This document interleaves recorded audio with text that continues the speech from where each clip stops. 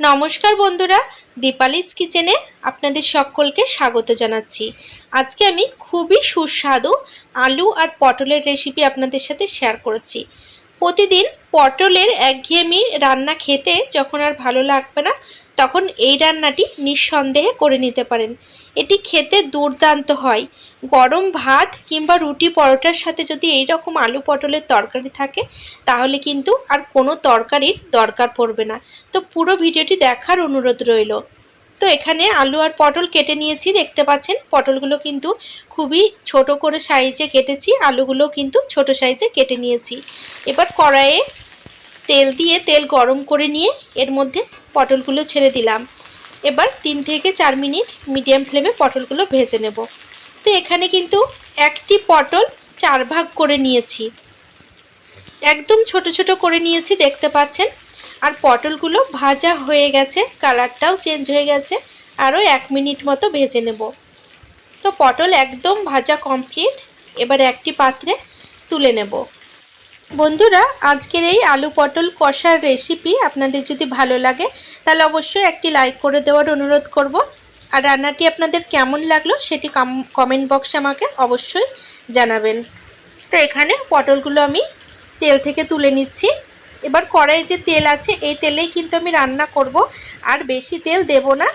তো কড়াইয়ে তেল ছিল, সেই তেলের মধ্যে 2টো শুকনো লঙ্কা আর 2টো দারচিনি ফোড়ন দিলাম। আর এখানে 1 চা চামচ মতো গোটা জিরে ফোড়ন দিচ্ছি।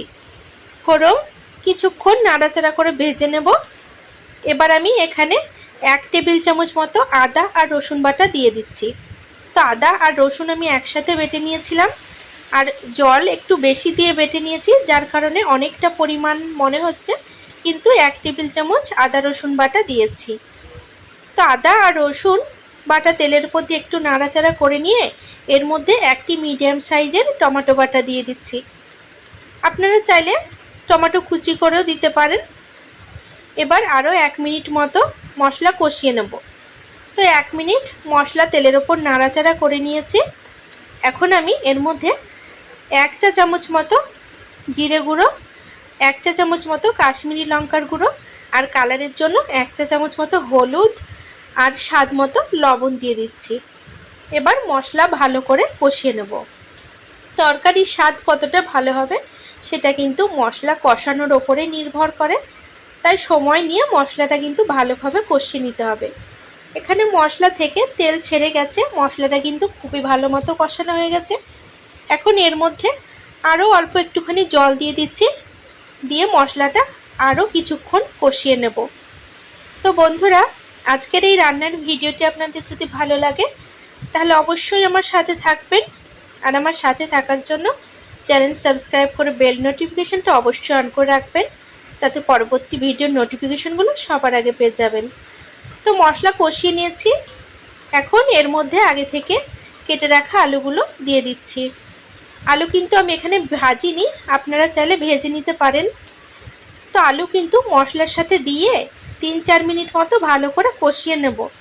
যেহেতু আলু কাঁচা দেওয়া আছে, আপনারা যদি ভেজে নেন সেক্ষেত্রে ভেজে নিতে পারেন। তো এখানে আলু কষিয়ে নেওয়ার পরে এর মধ্যে আমি 3টে ছোট সাইজের পেঁয়াজ দিয়ে দিচ্ছি। পেঁয়াজ আমি বেশ মোটা করে কেটে নিয়েছি, মানে একটি পেঁয়াজ 6 ভাগ করে নিয়েছি, একটু মোটা মোটা করে।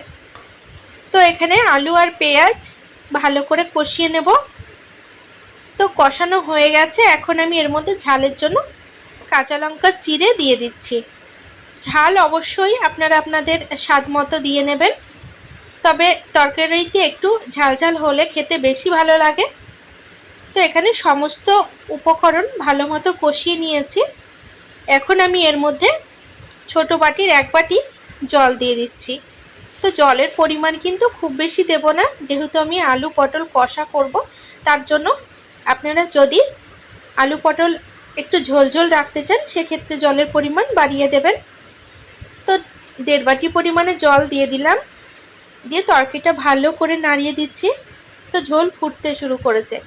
এখন আগে থেকে ভেজে তুলে রাখা পটলগুলো এই ঝোলের মধ্যে দিয়ে দিচ্ছি।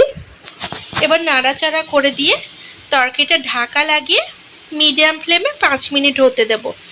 5 মিনিট হলেই যথেষ্ট, কারণ আলুগুলো প্রায় অনেকটাই সেদ্ধ হয়ে গেছে আর পটল তো ভাজাই রয়েছে। তো ঢাকা দিয়ে দিলাম। তো 5 মিনিট পর ঢাকা তুলে নিচ্ছি। এই রেসিপিটি আপনারা রাত্রিবেলায় ডিনারের জন্য বানিয়ে রুটি পরোটার সাথে পরিবেশন করতে পারেন, কিংবা দুপুরের লাঞ্চে রান্না করে ভাতের সাথে পরিবেশন করতে পারেন। সব কিছুর সাথেই খেতে কিন্তু খুবই ভালো লাগবে। তো তরকারিটা একবার নাড়াচাড়া করে দিলাম। এখন আমি দেখে নেব আলুগুলো সেদ্ধ হয়েছে কিনা। তো এখানে কিন্তু আলুগুলো খুব ভালো মতো সেদ্ধ হয়ে গেছে। এবার আমি এর মধ্যে হাফ চা চামচ মতো গরম মশলা গুঁড়ো দিয়ে দিচ্ছি আর 1 চা চামচ মতো সবজি মশলা গুঁড়ো দিয়ে দিচ্ছি। এবার তরকারিটা ভালোভাবে নাড়াচাড়া করে দেব। আর তরকারির মধ্যে আরও একটুখানি ঝোল রয়ে গেছে, তার জন্য আরও একটুখানি সময় নিয়ে রান্না করব।